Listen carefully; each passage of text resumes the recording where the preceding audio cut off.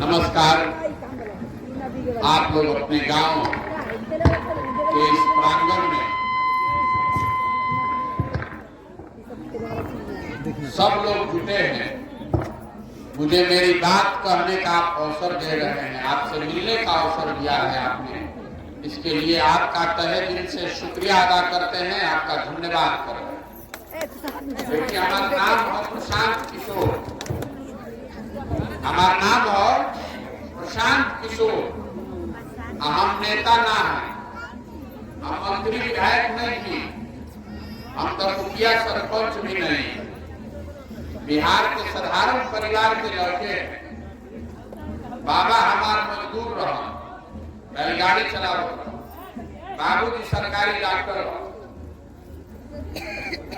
बिहार के बिल्कुल सामान्य परिवार से आते हैं, यही सरकारी स्कूल से पढ़े। माता पिता का आशीर्वाद है, ऊपर वाले की कृपा है कि जीवन में कुछ हासिल करने का अवसर मिला। और संकल्प लिए हैं कि अगर भगवान ने हमको शक्ति बुद्धि दिया है तो हमको इस मिट्टी का कर्ज चुकाने के लिए जरूर कुछ प्रयास करना है। इसीलिए बिहार लौट कर आए, संकल्प ले ले पानी कि गांव शहर कस्बा देहात पूरा बिहार पैदल चल के जाए। अब 182 दिन से चलता नहीं, 2000 से ज्यादा गांव में पैदल चल के गए।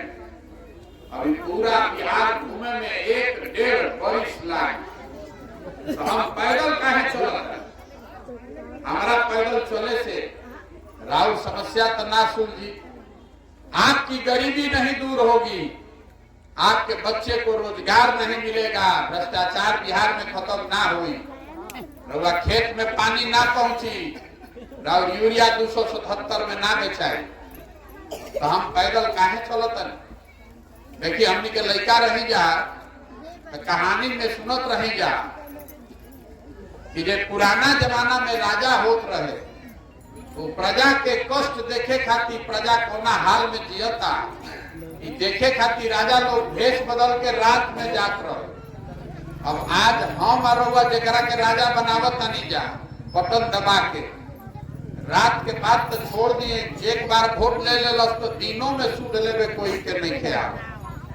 रउआ कौना दुर्दशा में जियता नहीं, राव का हाल बा, राव लइकन के का दशा बाई देखे कोई नहीं खेआ। एक बार वोट ले लो, अगला बार फिर आई तो फिर वोट लेवे के हो। तो हम चलल बानी पैदल ये देखने के लिए कि आप और आपके बच्चे किस परिस्थिति में रह रहे हैं, आपकी परेशानी क्या है। जब हम जानबे ना करब कि वह तकलीफ का बा तो उसका उपाय कैसे निकले। पैदल इसलिए भी चल रहे हैं कि आपको बताएं कि आखिर बिहार में इतना गरीबी हमने के काहे बा। ये बात के रुआ समझी, अगर इस बात को समझ लीजिएगा आधा लड़ाई तो वही से वह जीत जाए। पहले समझी कि रोग के कारण का हमने के इतना गरीब काहे बानी।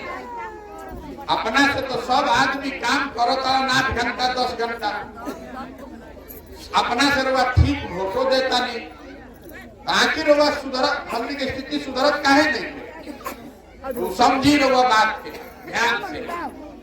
देखिए, दुनिया भर में जितना विद्वान बालों उन्होंने बताया कि गरीबी से निकलने का 3 ही रास्ता आपके पास है। पहला रास्ता है पढ़ाई। अगर राव बाल बच्चा पढ़ लिख जाए, रोजी ओकरा नौकरी बढ़िया मिल जाए तो राव परिवार के गरीबी दूर हो सकता। दूसरा रास्ता बा खेती। अगर रउआ भी जमीन होके, पढ़ाई नहीं थे लेकिन जमीन बा तो खेती किसानी करके भी रउआ आगे बढ़ सकता है। जरा भी दोनों नहीं थे लेकिन पैसा बा पूंजी बा तो दुकान दौरी रोजी रोजगार व्यापार करके भी आगे बढ़ सकता है। ये 3 ही रास्ता बताया गया है, पढ़ाई, जमीन और पूंजी। तो बिहार में हमने के ज्यादातर आदमी के पास की तीनों में एको चीज नहीं है। जितना आदमी रोएगा बानी राव लड़का पढ़े जाता तो सरकारी स्कूल में पढ़ाई नहीं के हो, पिलुआ वाला खिचड़ी बटा।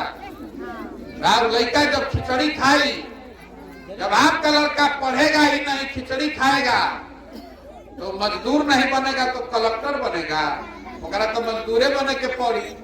अगर वो अपना पेट काट के प्राइवेट में नाम लिखवाइयो देनी तो वो पढ़ाई से वो लड़का के जीवन में कुछ बदले वाला नहीं थे। तो समाज में ज्यादातर लोगों के बच्चों के लिए पढ़ने का व्यवस्था नहीं है, और ऐसा नहीं है कि हमने के पढ़े पर खर्चा नहीं खे हो। हर साल बिहार में आंकड़ा के याद रखो, हर साल बिहार में सरकार 40,000 करोड़ रुपया, 1-2 रुपया ना, 40,000 करोड़ रुपया जनता के खर्चा होता है स्कूल चलावे में, स्कूल का बिल्डिंग बनाने में, मास्टर साहब का सैलरी देने में, महीना देने में। लेकिन 40,000 करोड़ में इतना चोरी बा, इतना बंदर बाट बा कि 40 को लड़कन के भी पढ़े के व्यवस्था बढ़िया नहीं। आदमी आपके बच्चे को पढ़ने का कोई सुविधा नहीं। तो दूसरा वाक्य बताइए कि मान ली पढ़े के व्यवस्था नहीं थे, खेत हो तो काम बन जाये। तो बिहार में जो 100 आदमी हमने के रहता नहीं जा, उनमें 60 आदमी ऐसा बा जरा को धूर जमीने नहीं। पिछला 75 साल से जो भूमिहीन लोग हैं, जिसके पास जमीन नहीं है, सरकार ने उनको जमीन नहीं दिया। तो 60 आदमी 100 में ऐसा बना जरा जमीने नहीं थे। जौन 40 आदमी के पास जमीन बा जे खेती करता, तो 40 में 35 आदमी के पास 2 बीघा से कम जमीन बा। तो जौन रोवा खेती करता नहीं, वो कमाए वाला खेती ना हो, वो खाए वाला खेती हो। मतलब रोवा अतने उपजा पावता नहीं कि बाल बच्चा के पेट भर जाए। गेहूं चाउर हो गई, सरसों तीसी हो गई, बस अतने उपाय बा। ओकरा के बेच के अतना नहीं उपज हो तो उसे पैसा रवा कमाए। तो 100 में 5 आदमी बिहार में ऐसा बारह ये खेती करके आमदनी करता, बाकी आदमी खेती करके खाली अपन पेट भरता बाल बच्चा के, चाहे खेत में मजदूर बा। तो पढ़ाई रवा भी बा ना, खेती है ये नहीं थे। तीसरा रवा के बताइनी हाँ पूंजी, अगर पढ़ाइयों नहीं थे, खेतों नहीं थे, लेकिन पैसा होके, पूंजी होके, तो कौनो दुकान दौरी कर ले, रोजी रोजगार होगा कर सकता नहीं।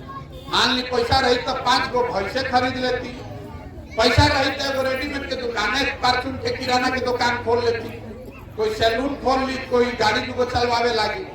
तो बिहार में इतना गरीबी बा कि औसतन एक आदमी 35,000 रुपया साल में कमाता।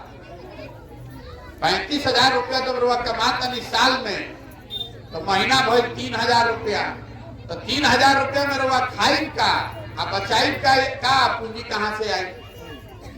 यही कारण है कि बिहार में पिछला 50 साल से हम लोग का इतना गरीबी है। रुआ कतनो प्रयास करता, कतनो घंटा काम कर ली, सरकार कतनो रोड बनवा दे, कतनो नाली बनवा दे, कतनो अनाज बांट दे, गरीबी ना खत्म हो सके। गरीबी खत्म तब होई जब एजा के लड़कन के पढ़े के बढ़िया व्यवस्था। गरीबी खत्म तब होई जब एजा भूमि सुधार लागू करके जो भूमिहीन बा ओकरा के जमीन दिया। आ गरीबी खत्म तब होई जब जे एजा इतना जवान लड़का बाड़ा सो ओकनी के हाथ में पूंजी दियाओ कि भैया कुछ रोजी रोजगार दुकान कर। इतना बात तो सबके बुझाता। रुआ हमारा रुआ से पूछो ये भाई जब इतना बात तो सरकारी काहे नहीं करत, ये बताने आए हैं। अभी 2 मिनट में रुआ पता चली कि काहे हमने के दुर्दशा में पानी। सरकार ये काम क्यों नहीं कर रही? रुआ बुझा तक कि नेता नहीं करत, सरकार नहीं करत। हम आपको बताते हैं कि ये काम क्यों नहीं हो रहा। एगो अभी सवाल पूछो, सबके जवाब देने के बाद हम प्रवचन करे नहीं की आई से बतियावे आई बात। सवाल पूछो सबके हाँ चाहे ना बोले के बाद जोर से मुंह से। बिहार में और कुछ हो चाहे नहीं, इतना तो सबके बुझा तक कि हमने के लड़कन के पढ़े खातिर बढ़िया व्यवस्था होके के चाहिए ना भाई। सब सहमत माने है पर अब सब आदमी अपना अपना लड़कन के नाम पर ईमानदारी से बोली। अपना जीवन में कभी रहो अपना बच्चन के पढ़े खातिर वोट देले बानी? कोई पढ़ाई को वोट देले बा भाई? यह हमनी के दुर्दशा के कारण। नेता रुआ के क्या बताई? अभी रुआ अपने से कहनी हाँ कि पढ़े के व्यवस्था होके के चाहे, कि बुर्बक से बुर्बक आदमी के भी बुझा तक कि हमने के लड़कन के पढ़े के व्यवस्था हो गई तो हमने के जीवन सुधर गए। लेकिन पढ़ाई खातिर रहुआ और हम वोट नहीं की जाते, तो जौन ताला खोले के बाद चाबी लगेबे ना करत तो ताला खुली कैसे? जे बैठा था बिहार में तो कहता कि हमारा के नेता ठगता, नेता चोर बा, ऐसे हमनी के गरीब बानी जा। हम रवा कहता नहीं कि नेता रवा के नहीं ठग, अगर नेता ठगी तो एक बार ठगी दूसरा बार रवा जान देती, 2 बार ठगी तीसरा बार रवा जान देती। लेकिन अगर 50 वर्ष से हमनी के ठगाता नहीं जा, कभी कांग्रेस ठगलस, कभी लालू जी, कभी नीतीश, कभी मोदी, अब आइल प्रशांत किशोर, तो प्रशांत किशोर ठग लियो, हम ठग ले। तो बात समझी कहे कि जब रउआ समझ नहीं के, समझदारी नहीं के, तो जे आई वह ठग ली। रउआ के हम बता रहे बानी, नेता आपको नहीं ठग रहा है। आप जिस बात पर वोट दे रहे हैं, रउआ जौना बात खातिर वोट देता नहीं, रउआ थोड़ा कम या ज्यादा मिलता। देखिए जितना आदमी खड़ा बा, ईमानदारी से बताई 5 किलो अनाज को वोट दिया ही बना भाई, 5 किलो अनाज को दिया ही बना वोट। तो बिहार में कितनो चोरी होता, 1 किलो काट के 4 किलो अनाज मिलता कि नहीं के मिलता ना? हमने के सुनी पहले बात के, पहले बात के सुन ली, फिर हम माइक पे बोलो। हमने के राम मंदिर बनावे खातिर वोट देले बानी का, तो 30 वर्ष के बाद सही, लेकिन अयोध्या में राम मंदिर बनता ना। हमने के जात के नाम को वोट देले बानी जा, तो घरे घरे जाति के गणना होता ना। रवा वोट देले बानी बिजली खातिर, तो बिजली के तार खिंचा गई बना, भले बिल 50,000 आवता, लेकिन बिजली आ गई बना। बिजली पर वोट देनी तो बिजली आ गई। रवा मोदी जी के 56 इंच के सीना देख के वोट देले बानी, तो सुबह शाम मोदी जी के सीना 56 इंच के फूलल लौकत कि नहीं लौकत? रवा गुजरात में बहुत विकास मोदी जी कहिए बानी, कहानी सुन के वोट देले बानी। रवा घर के सवांग राउर लइका गुजरात में जाकर मजदूरी करत और नहीं कम करत, काहे करवा के हम बताओ तनी। रउआ बुझाता कि रउआ वोट ठीक देता नहीं, नेता काम नहीं कर। हम कहता नहीं कि ना, जौना चीज खातिर रउआ वोट देता नहीं रउआ मिलता। रउआ अपने कहनी है कि रउआ शिक्षा खातिर वोटे नहीं की दे, अपना लड़कन के रोजगार खातिर वोटे नहीं की दे, तो हो ही कैसे? यही बताने के लिए पैदल चल रहे, अपना घर परिवार सुख सुविधा छोड़ के, अपना जीवन का सब कुछ दाव पर लगाकर गाँव गाँव जाता नहीं, हाथ जोड़ता नहीं आदमी के। वोट नहीं मांगो, आपको हाथ जोड़ रहे हैं कि भाई जगिए, अपने बच्चों के पढ़ाई और रोजगार के लिए वोट दीजिए।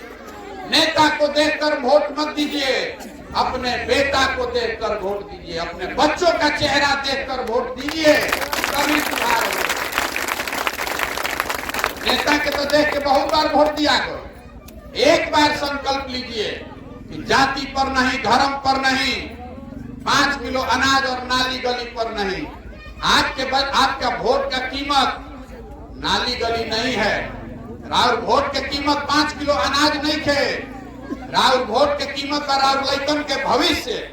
लइकन के भविष्य तब सुधरी जब लइका पढ़ी और रोजगार मिली, तब न सुधरी। होके के चाहिए कि ना होके चाहिए? बताएं, होके चाहिए ना। हम या तो चलता नहीं, आदमी आपन समस्या बतावता, कहते है भैया रउआ दल न बनाई, हमनी के विकल्प ना रहे, यही से गलती होत रहे। रउआ दल बनाए, तो हम दल काहे नहीं बनावो? अरे बिहार में दल कैसे बनेला? जे बनैलस दल वह हो गई दल के नेता। आयोग कह दिलस कि हमारा बाद हुआ हमार बेटा, आ कुल जाना तो लोग बिहार के आदमी हमारा झंडा लेके ढो जाए। वो दल नहीं है, वो विकल्प नहीं है, वो तो परिवार का शासन है। अगर विकल्प बनावे के बाद तो जनता के विकल्प बनावे के पड़, तो ना जनता के राज हो। पैदल ऐसे चलता नहीं कि गांव शहर कस्बा देहात से जे आदमी भी तैयार होके ना भैया अपना लड़कन खातिर खड़ा भइल जाए, नया व्यवस्था बनावल जाए। जो आदमी भी तैयार होगा सबको साथ में लेकर चलेंगे। जब पदयात्रा खत्म हुई तो पूरा बिहार से समझी 10,000 आदमी तैयार हो गए। 10,000 आदमी बैठी अब बैठ के संकल्प ली तय करी कि दल बनावे के बाद तो दल बनी।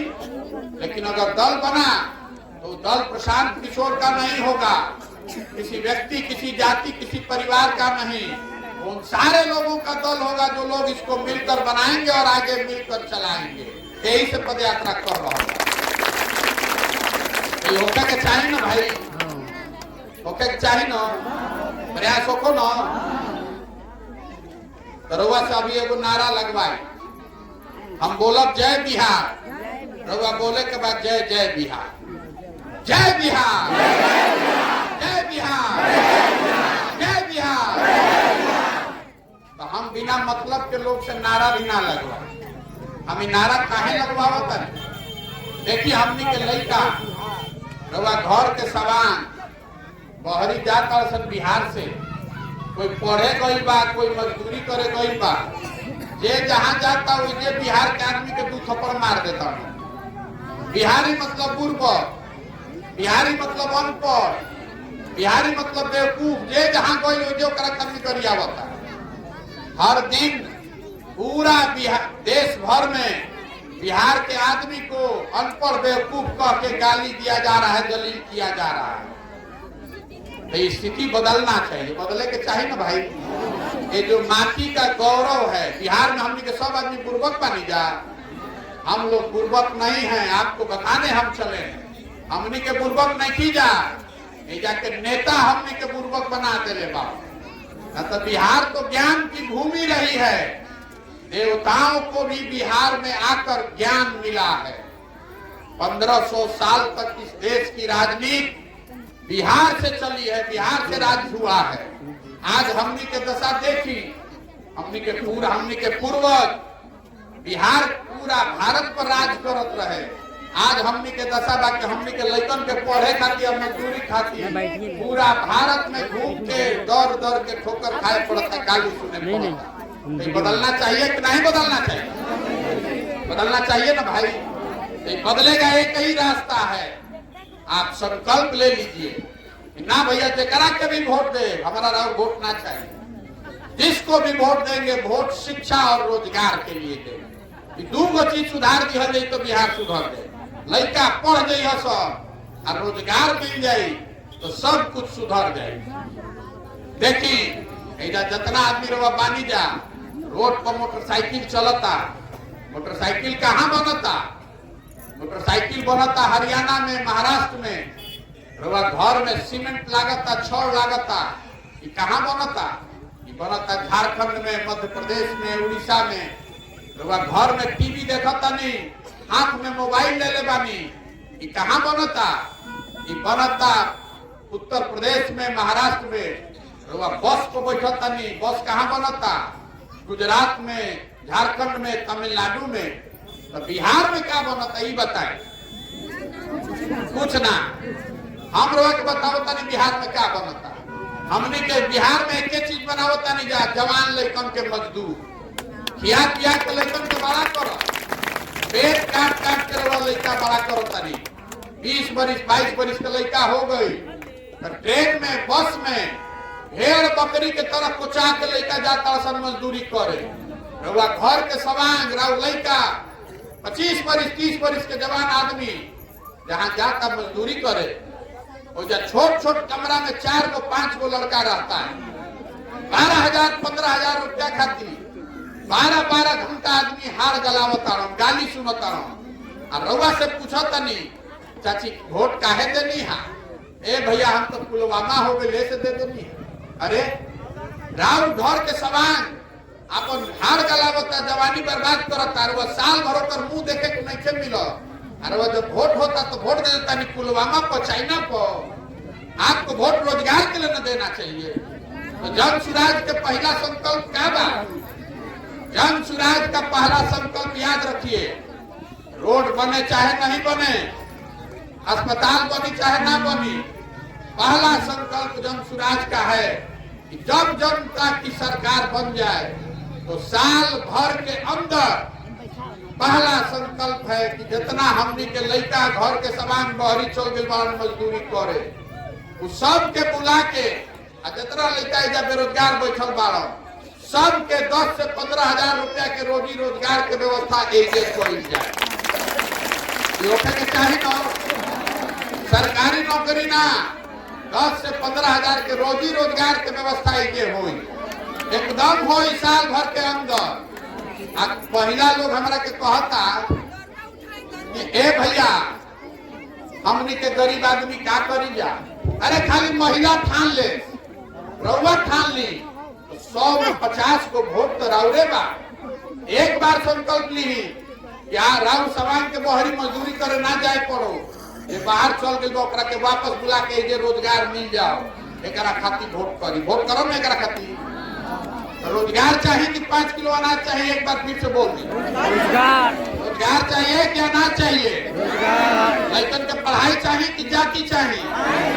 चाहिए ना, तो फिर गलती वोट करना तो पड़े के चाहिए। वोट पढ़ाई को पड़े के चाहिए कि जात को पड़े के चाहिए? अब वोट रोजगार को पड़े के चाहिए कि 5 किलो अनाज? तो एक हम अंतिम में नारा बोल के खत्म करो, अच्छी पढ़ाई और रोजगार, ये दोनों जो है रोजगार शिक्षा, अच्छी शिक्षा और रोजगार हर बिहारी का है ये अधिकार है ना, अधिकार हम लोग का है ना अधिकार। तो हम बोला बस अच्छी शिक्षा और रोजगार आपको बोलना है हर बिहारी का है अधिकार, यहाँ के बच्चों का अधिकार है। हमने के पैसा देता नहीं, टैक्स भरत नहीं, यही खातिर नहीं कि लड़कन के पढ़े के व्यवस्था होके रोजगार होके। याद भाई हम का कहनी, हम कहनी अच्छी शिक्षा और रोजगार हम बोलब, और बोले के बाद हर बिहारी का है अधिकार, हर बिहारी का है अधिकार। अच्छी शिक्षा और रोजगार, अच्छी शिक्षा और रोजगार, एकदम याद कर लीजिए। और एक ही रोआ से हाथ जोड़ी करके जाता नहीं, अपना लड़कन के मुंह देख के वोट दी जा। अगर नहीं सुधरिएगा, जाति पाति में पड़िएगा, धर्म पाकिस्तान पुलवामा में पड़ो, तो अपना लड़कन के भविष्य खातिर रोवे जिम्मेवार हो। ठीक बा ना? बहुत बहुत धन्यवाद। अब देखा हमारा संगे चले चलो, मन कह के सुस्ताई।